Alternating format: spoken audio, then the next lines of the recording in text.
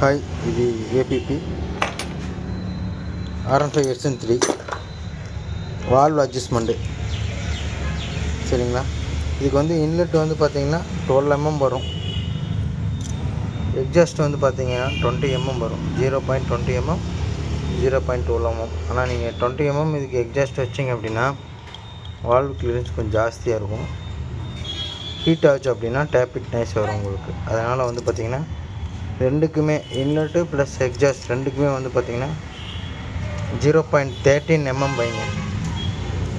வச்சிங்க அப்படின்னா சவுண்டு கிளியராக இருக்கும், ரன்னிங்க்கும் நல்லாயிருக்கும், கூலிங்க்கும் நல்லாயிருக்கும். சரிங்களா? வால்வுக்குமே அட்ஜஸ்ட் பண்ணால கூலிங் டேத்தில் அட்ஜஸ்ட் பண்ணுங்கள். அதாவது வண்டி கூலிங்காக இருக்கால அட்ஜஸ்ட் பண்ணுங்கள். சரிங்களா? அதே மாதிரி அந்த வால்வ் அட்ஜஸ்ட் பண்ணால இந்த ஃபீலர் கேஜ் இப்படி ரெண்டு ஒரே வால்வ் வச்சு அட்ஜஸ்ட் பண்ணக்கூடாது. தனித்தனியாக வச்சு தான் அட்ஜஸ்ட் பண்ணணும்.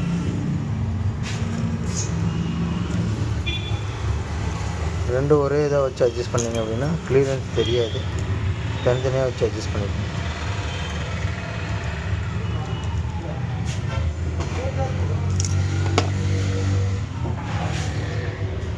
ஓகே, இந்த வீடியோ பிடிச்சிருந்தால் லைக் பண்ணுங்கள், ஷேர் பண்ணுங்கள், மறக்காமல் கமெண்ட் பண்ணிடுங்க.